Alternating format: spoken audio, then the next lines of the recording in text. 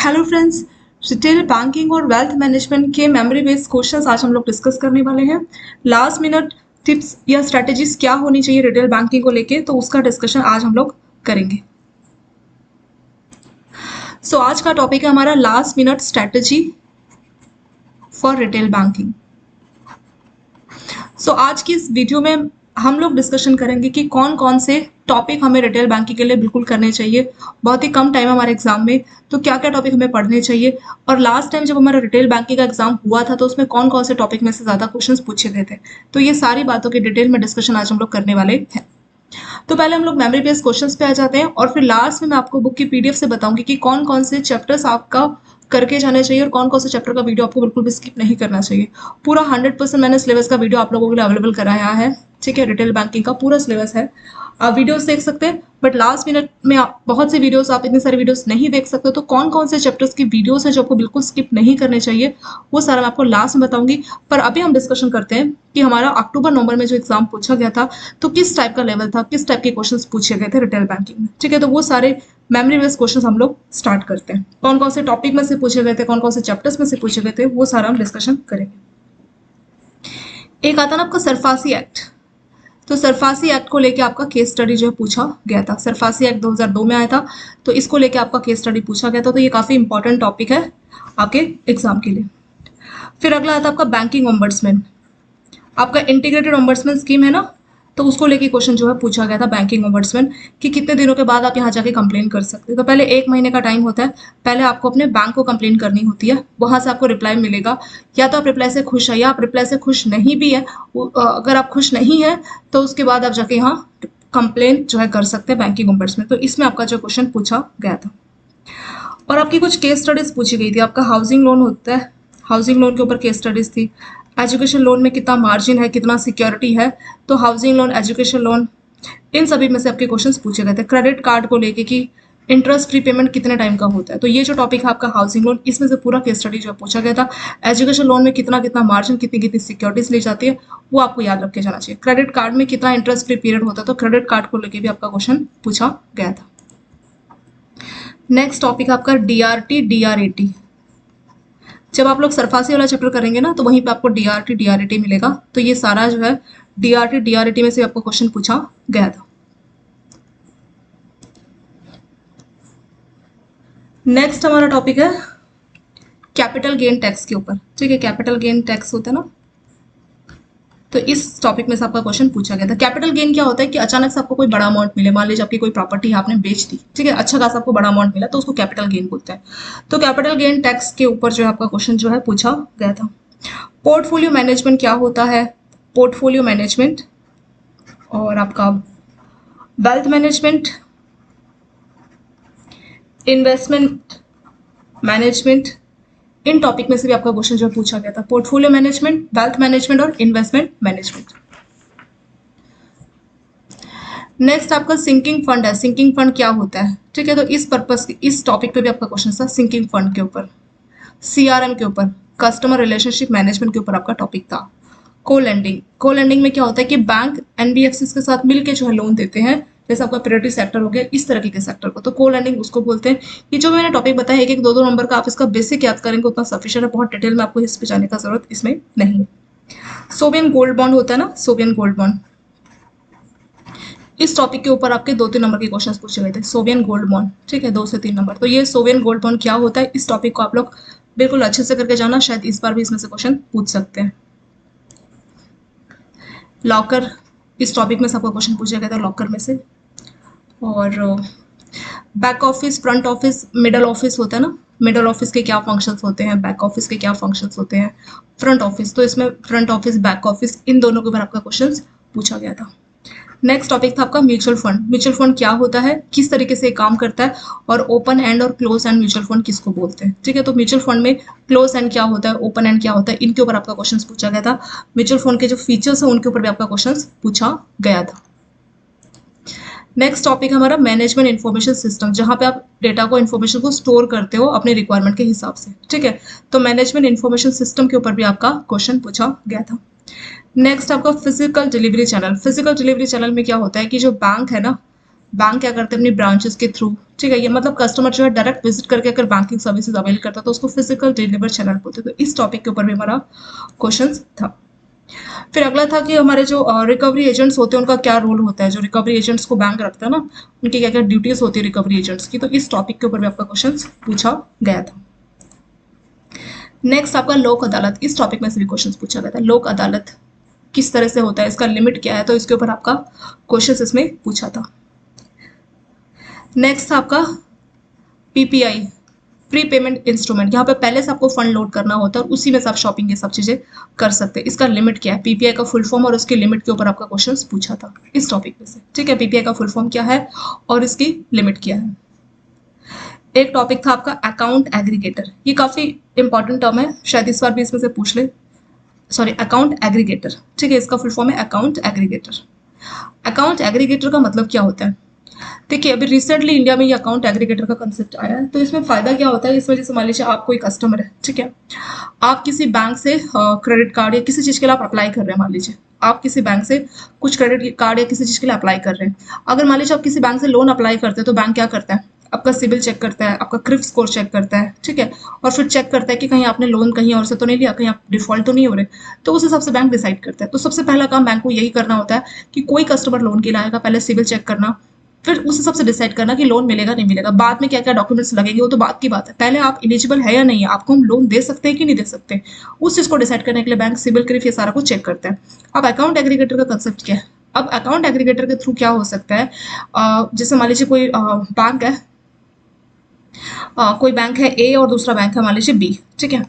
अब आप ए बैंक से क्रेडिट कार्ड या किसी चीज के लिए अप्लाई कर रहे हैं, तो उस केस में जो ए बैंक है उसको वो आपका सिविल स्कोर तो चेक कर सकता है कि कहीं और से क्रेडिट कार्ड ये सब तो नहीं चल रहा, पर उसको अगर आपके बारे में एक्स्ट्रा इन्फॉर्मेशन मिल जाए, कुछ एक्स्ट्रा ज्यादा इन्फॉर्मेशन मिल जाए तो वो और अच्छा होगा। तो जो अकाउंट एग्रीगेटर है उसमें क्या होता है कि कस्टमर से परमिशन लेके, कस्टमर की मर्जी के बाद जो ए है, जैसे मान लीजिए कस्टमर बोलता है कि मेरा जो अकाउंट है वो बी बैंक में और मैं 10 साल से 5 साल से बी बैंक में अकाउंट मेरा चल रहा है, उस बी बैंक में आपने कितना बैलेंस रखा, आपका एवरेज बैलेंस क्या है, क्वार्टरली बैलेंस आप कितना रखते हैं, ठीक है, कहीं आप जीरो बैलेंस वाले कस्टमर तो नहीं है, मतलब वो सारी इन्फॉर्मेशन बी बैंक के पास है, वो आपके पास नहीं है। तो आपकी हेल्प से, आपकी परमिशन से अकाउंट एग्रीगेटर मतलब कोई समझ लीजिए मीडिएटर होगा, ठीक है, मीडिएटर होगा जिसको आरबीआई रेगुलेट करेगा, कोई एनबीएफसी कुछ भी हो सकता है जो कि अकाउंट एग्रीगेटर का काम करेगा। तो अकाउंट एग्रीगेटर्स के through A bank B bank से उस कस्टमर की सारी इन्फॉर्मेशन ले सकता है कि उसका इनकम कितना है, कितना उसने बैलेंस मेंटेन किया, उसकी सारी इन्फॉर्मेशन वो ले पाएगा। तो इससे फायदा क्या होगा, उससे फायदा होगा ए बैंक को कि वो आसानी से डिसाइड कर पाएगा कि ये जो कस्टमर है इसको क्रेडिट कार्ड ये सब देना मुझे चाहिए कि नहीं देना चाहिए, ठीक है, तो उसको डिसीजन लेने में काफी ज्यादा मदद मिल जाएगी। लोन में भी काफी फायदेमंद होगा। मान लीजिए कोई कस्टमर है वो लोन के लिए आया, तो आपने सिविल भी सारा कुछ चेक किया, बट अगर आपको ये भी पता लग जाए कि कितना बैलेंस मेंटेन करता है, किस तरह से रिपेमेंट करता है, तो वो सारी इन्फॉर्मेशन आपको मिल जाएगी, तो वो आपके लिए काफी ईजी रहेगा, ठीक है, डिसीजन लेने में ईजी रहेगा। तो वही होता है आपका अकाउंट एग्रीगेटर। तो अकाउंट एग्रीगेटर्स कोई एनबीएफसी हो सकती है, कोई भी मीडिएटर हो सकता है, और इसको मालूम नहीं है, ऐसा नहीं कि बीच में जो अकाउंट एग्रीगेटर मान लीजिए कोई एनबीएफसी इस काम को कर रही है तो उसको कुछ नहीं मालूम कि उसका कितना क्या, मतलब वो इन्फॉर्मेशन को लेगा और वहां से वो भेज देगा। जैसे पोस्टमैन नहीं होते, आपके लेटर के अंदर क्या लिखा है, आपके अंदर क्या है, उसके अंदर क्या है, तो उससे उनको कोई मतलब नहीं, वो यहाँ से लेके वहां दे देगा। तो बिल्कुल पोस्टमैन जैसा रोल रहेगा यहाँ पे मीडिएटर का, ठीक है। ये सारा कुछ आपका ऑनलाइन ही होगा, और पोस्टमैन को जो है रेगुलेट कौन करेगा, आरबीआई। यानी यहाँ पे जो पोस्टमैन के तौर पे जो काम कर रहा है, ये रियल पोस्टमैन नहीं है, जो समझने के लिए, जो यहाँ पोस्टमैन के तौर पे काम कर रहा है, तो उसको आरबीआई रेगुलेट कर रहा है, तो प्रॉपर उस पर कंट्रोल रहेगा, और उसको मालूम नहीं कि क्या डेटा यहाँ से वहाँ ट्रांसफर हो रहा है, बस उसका काम होगा डेटा को लेके यहाँ से वहाँ भेज देना। तो यही होता है आपका अकाउंट एग्रीगेटर। इस टॉपिक में से आपका क्वेश्चन पूछा गया था। और कुछ न्यूमेरिकल्स भी थे आपके, ठीक है, न्यूमेरिकल्स थे, न्यूमेरिकल्स के बारे में आपको मैं लास्ट में बताऊंगी कि कौन कौन से टॉपिक में से आपके जो है न्यूमेरिकल्स यहाँ पे पूछे गए थे। यूपीआई 1 2 3 और यूपीआई लाइट, इन दोनों टॉपिक में से आपके क्वेश्चन पूछे गए थे। यूपीआई 1 2 3 यूपीआई लाइट, तो इनके फीचर्स के ऊपर भी जो आपका क्वेश्चन पूछा गया था। नेफ्ट में कितनी पार्टीज होती है, और आपका जो क्रेडिट कार्ड है उसमें नंबर ऑफ पार्टीज कितनी होती है, ठीक है, कौन कौन इंक्लूड होता है क्रेडिट कार्ड की जो है के रोल में, तो कितनी पार्टीज क्रेडिट कार्ड में होती है और नेफ्ट में कितनी पार्टीज होती है, तो इन दोनों के ऊपर भी आपका क्वेश्चन पूछा गया था। प्रोविजन को लेकर अलग अलग क्वेश्चन था कि अलग अलग सेक्टर में कितना बैंकों को प्रोविजन रखना होता है, कहाँ पे सबसे कम प्रोविजन है, कहाँ पे सबसे ज्यादा है, तो प्रोविजन को लेकर भी क्वेश्चन पूछा गया था। आपकी जमीन है ना, लैंड, उसकी वैल्यूएशन किस तरीके से की जाती है, वैल्यूएशन ऑफ लैंड, इस टॉपिक में से भी आपका क्वेश्चन पूछा गया था, वैल्यूएशन ऑफ लैंड, ठीक है, ये टॉपिक भी आपका एग्जाम में पूछा गया था। प्रधानमंत्री आवास योजना में जो लिमिट है ना, मैक्सिमम लिमिट कितना है, मतलब मैक्सिमम आप कितने लाख तक का लोन ले सकते हो कि आप इसके अंडर आ सको, मतलब कितने लाख का मैक्सिमम लोन इसमें कवर होगा। तो पीएम आवास योजना के ऊपर भी आपका क्वेश्चन जो है पूछा गया था। नेक्स्ट टॉपिक आपका वर्चुअल कार्ड। वर्चुअल या कॉन्टैक्टलेस कार्ड क्या होता है और इसके फीचर्स क्या होते हैं। वर्चुअल और कॉन्टैक्टलेस कार्ड क्या होता है, उसके फीचर्स क्या होते हैं, तो इसके ऊपर भी आपका क्वेश्चन पूछा गया था।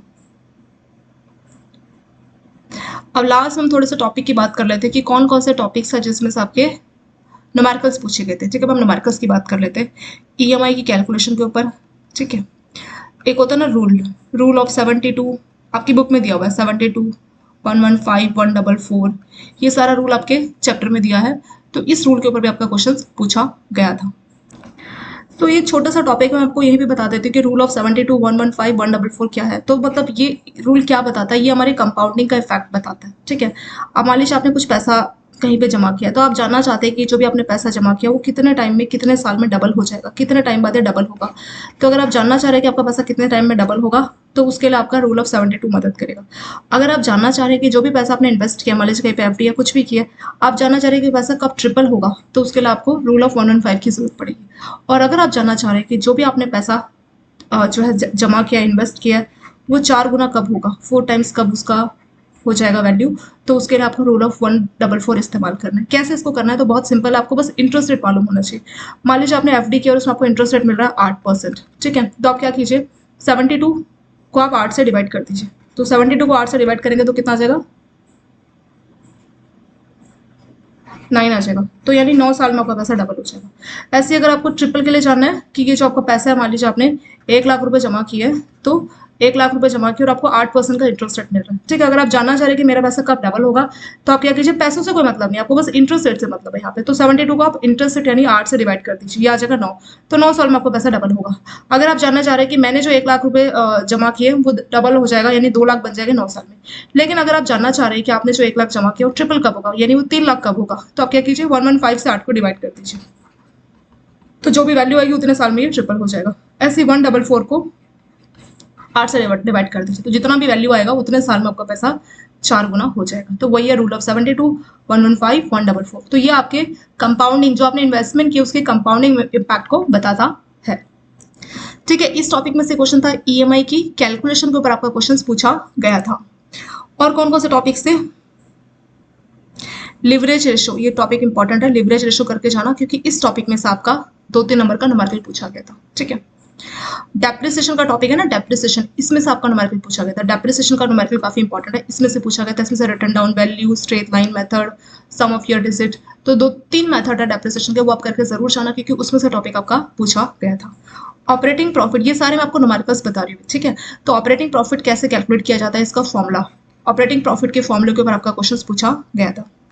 रिटर्न ऑन असेट कैसे कैलकुलेट करते हैं, रिटर्न ऑन इक्विटी कैसे कैलकुलेट करते हैं, तो इस टॉपिक में से आपका न्यूमेरिकल पूछा गया था। नेट प्रॉफिट मार्जिन कैसे कैलकुलेट किया जाता है, नेट प्रॉफिट मार्जिन। ठीक है, तो ये सारे न्यूमेरिकल्स हैं जिन टॉपिक में से आपके क्वेश्चंस पूछे गए थे। और जैसे मैंने आपको बताया हाउसिंग लोन, उसकी जो केस स्टडी थी, नॉर्मल सी बात है, वो भी आपका न्यूमेरिकल ही आपका था। तो ये सारे कुछ टॉपिक है जिसको आपको अच्छे से करके जाना चाहिए। लिवरेज में आपका 2-3 नंबर का न्यूमेरिकल पूछा गया था, डेप्रिसिएशन में भी आपका न्यूमेरिकल पूछा गया था, ऑपरेटिंग प्रॉफिट की कैलकुलेशन में भी आपका न्यूमेरिकल पूछा गया था। ठीक है, एक इस टॉपिक में से भी क्वेश्चन था TREDS, ये होता है ट्रेड रिसीवेबल डिस्काउंटिंग सिस्टम। ठीक है, RE stands for receivable, trade receivable discounting system. तो जो MSMEs होते हैं ना, उन्होंने अपना सामान बना के बेचा, उनके पास रिसीवेबल आ गया, रिसीवेबल मतलब एक रिसिप्ट की पैसा आना है। तो ये लोग क्या कर सकते हैं, TREDS आपका एक ऑनलाइन प्लेटफॉर्म है जहाँ पे MSMEs अपनी रिसिप्ट को ऑनलाइन डाल सकते हैं और उसको फाइनेंसर मिलेगी कि हाँ, जैसे कोई बैंक बोल रहा है कि आपके रिसिप्ट को आधार मान के, इसको सिक्योरिटी मान के हम आपको इतना तक का फाइनेंस दे रहे हैं, 80% फाइनेंस दे रहे हैं, या कोई दूसरा बैंक बोलेगा 90% फाइनेंस दे रहे हैं। तो जो MSME उसको जो अच्छा फाइनेंस लगेगा, तो उससे अपना जो TREDS का बिल है, रिसीवेबल है, उसको डिस्काउंट करा लेगी। तो उसी पर्पज के लिए TREDS है, ये एक तरीके का ऑनलाइन प्लेटफॉर्म है। जैसे आजकल क्या लोग करते हैं, लोग ऑनलाइन ऑक्शन करते हैं ना, तो सेम ऐसे TREDS है। और किसके लिए, स्पेशली MSMEs के लिए। उनके पास पैसा इमीडिएटली नहीं आता, उनके पास रिसीवेबल आते हैं।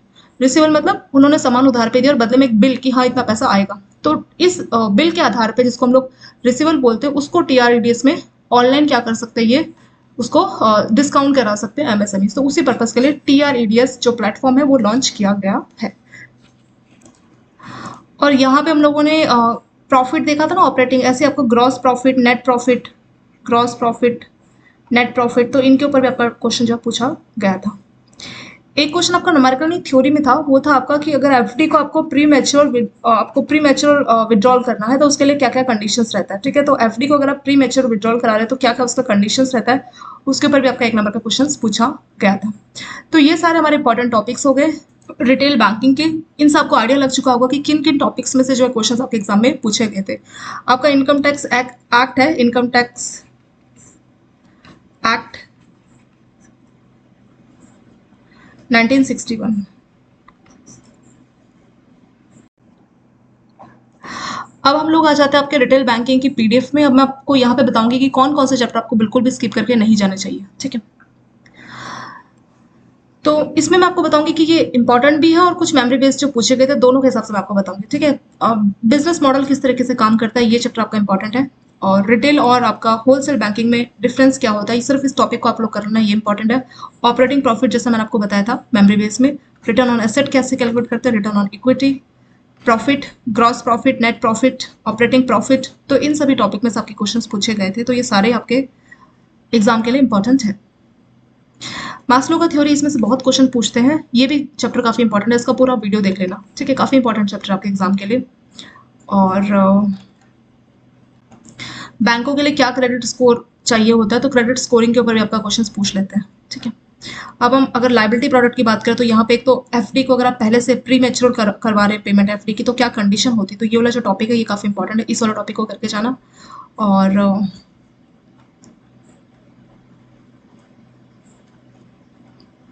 हाउसिंग लोन, इसके ऊपर आपका केस स्टडी पूछा गया था, प्रधानमंत्री आवास योजना। ठीक है, ये काफी इंपॉर्टेंट है। एजुकेशन लोन, कितना मार्जिन, कितना सिक्योरिटी चाहिए होता है। व्हीकल लोन भी आप लोग कर लेना। ठीक है, ये चैप्टर भी काफी इंपॉर्टेंट है, इसमें से आपके काफी क्वेश्चंस पूछे जाते हैं। को ब्रांडेड कार्ड्स क्या होते हैं, ये काफी पूछते हैं। क्रेडिट चार्ज, ये काफी इंपॉर्टेंट टॉपिक्स हैं। ठीक है, इसमें आप क्या करना, ज्यादा डिटेल में मत जाना। चार्ज कार्ड क्या होते हैं, क्रेडिट कार्ड क्या होते हैं, इनकी बस बेसिक फीचर अगर आप लोगों को मालूम है कि एक नंबर के, उतना सफिशिएंट है। तो ऐसा नहीं कि क्योंकि एक एक टॉपिक के ऊपर उन्होंने बहुत डिटेल में दिया तो इतना सर आपको डिटेल में करके जाने का इसमें जरूरत नहीं है। ठीक है, नेफ्ट में कितनी पार्टीज होती है आपका, और ऐसे आपका क्रेडिट जो कार्ड होता है उसकी पेमेंट में कितनी पार्टीज होती है, तो उसके ऊपर भी आपका क्वेश्चन पूछा गया था। वेल्थ मैनेजमेंट क्या होता है, किस तरीके से काम करता है, तो इसके ऊपर भी आपका क्वेश्चन पूछा गया था। ये जो चैप्टर है काफी इंपॉर्टेंट है क्योंकि इसमें आपका सरफासी भी आ गया, इसमें आपका डीआरटी आ गया, इसमें आपका लोक अदालत आ गया, और जो रिकवरी एजेंट है उनका रोल आ गया। तो ये चैप्टर का पूरा वीडियो आप देख लेना, ये काफी इंपॉर्टेंट है, मैंने यहीं पे लिख दिया। और 3-4 टॉपिक में से इसका आपका पूछा गया था। मैनेजमेंट इन्फॉर्मेशन सिस्टम भी इंपॉर्टेंट है कि क्या होता है, किस तरीके से काम करता है। ठीक है, इस टॉपिक में से भी आपका क्वेश्चन पूछा गया था। एटीएम के क्या क्या फीचर्स होते हैं, उनके फीचर्स के ऊपर आपका जो है क्वेश्चन पूछा गया था। पीओएस का कई बार लिमिट के ऊपर क्वेश्चन आता है कि लिमिट कितनी होती है। फिजिकल चैनल कौन से हैं बैंकों की अपनी सर्विस को डिलीवर करने के, और डायरेक्ट, तो फिजिकल चैनल के ऊपर आपका क्वेश्चन पूछा गया था। सीआरएम, कस्टमर रिलेशनशिप मैनेजमेंट क्या होता है और किस तरीके से काम करता है। ठीक है, तो इस टॉपिक में से भी आपका क्वेश्चन पूछा गया था। MKIS क्या होता है, मार्केटिंग इंफॉर्मेशन सिस्टम। ठीक है, और ये किस तरीके से काम करता है, इसके बारे में अगर आप लोग 2 नंबर का भी करके जाएंगे, मतलब ये क्या है, इसके बेसिक फंक्शन अगर आप लोगों को मालूम है तो उतना आपके लिए सफिशिएंट इसमें रहेगा। इसके फायदे क्या है, नुकसान क्या है, वो ज्यादा आपको करने का जरूरत नहीं, उसमें ज्यादा नहीं पूछा जाएगा। MKS क्या होता है और किस तरीके से काम करता है, बस आपको 2 नंबर का भी मालूम है ना, तो ये टॉपिक आपका कवर हो जाएगा, इतना आपको करके जाना है। ऐसे वेल्थ मैनेजमेंट क्या होता है, किस काम आता है, तो जो बेसिक है 2-3 नंबर का अगर आप इस टॉपिक को समझ गए कि वेल्थ मैनेजमेंट क्या होता है, तो देखिए जो गरीब है उसके लिए तो ये नहीं, जिसके पास बहुत सारा पैसा है, जिसके पास बहुत सारा है और वो अपने वेल्थ को मैनेज करना चाह रहा है, तो उसी पर्पज के लिए वेल्थ मैनेजमेंट का यूज किया जाता है। मतलब ये सिर्फ अमीर लोगों के लिए है जिनके पास बहुत सारा पैसा है पर उनके पास टाइम नहीं है, उनको ये नहीं मालूम कि हम अपने पैसे को कहाँ पे इन्वेस्ट करें कि पैसा डबल या ट्रिपल होगा, कहाँ पे हमें पैसा इन्वेस्ट करना सही रहेगा। ठीक है, तो वेल्थ मैनेजर्स होते हैं जो इस काम को करते हैं, वो सारी चीजें जो है वेल्थ मैनेजमेंट बताई गई है। तो बेसिक ऑफ वेल्थ मैनेजमेंट आपको करना है। ऐसे इन्वेस्टमेंट मैनेजमेंट वो हमारी मदद करते हैं कि कहाँ पे हमें इन्वेस्ट करना चाहिए। टैक्स प्लानिंग को लेके भी आपका क्वेश्चन पूछ सकते हैं, जो आपका आईटी एक्ट है उसमें से पूछ सकते हैं। ठीक है, असेसमेंट ईयर क्या होता है, फाइनेंशियल ईयर, इस टॉपिक में से आपका क्वेश्चन पूछ सकते हैं। 1 या 2 नंबर, इससे ज्यादा आप नहीं एक्सपेक्ट कर सकते। ठीक है, फैक्टरिंग टॉपिक में से कई बार क्वेश्चन आ जाता है, फैक्टरिंग क्या होता है, सरसाई में से पूछते हैं, सरसाई में से जनरली पूछा जाता है, सरसाई वाला टॉपिक भी इंपॉर्टेंट है। कैपिटल गेन मैंने आपको बताया था ना, कैपिटल गेन, इसमें से भी पूछते हैं। और वैल्यूएशन किस तरीके से की जाती है आपकी प्रॉपर्टी की, आपकी लैंड ज़मीन की वैल्यूएशन कैसे की जाती है, ठीक है। तो उसके ऊपर आपका क्वेश्चन पूछा गया था। सिंकिंग फंड के ऊपर भी आपका क्वेश्चन पूछा गया था इस बार। चलिए इसके साथ जो आपकी बुक से थे मैंने आपको बुक से भी बता दें कि कौन कौन से चैप्टर आपको बिल्कुल करके जाने चाहिए। एक और बात, रिटेल बैंकिंग बहुत मुश्किल नहीं होता है, बट जो बेसिक चीज़ें वो हमें मालूम होनी चाहिए, ठीक है। तो ये बहुत डिफिकल्ट नहीं होता है और इसकी सारी वीडियोस बनी हुई है, अगर आप लोगों के पास टाइम है तो। सिलेबस बहुत इसका बड़ा नहीं है तो, पर मैंने जो चैप्टर्स आपको पहले बताया उनको आप अच्छे से कर लीजिए। जो टॉपिक्स बताए हैं वो भी आप लोग देख लीजिए, उनसे आपको काफ़ी ज़्यादा मदद मिल जाएगी। और एटलीस्ट जिन जिन चैप्टर्स को मैंने बोला उसका वीडियो तो आप बिल्कुल पूरा देख लीजिए।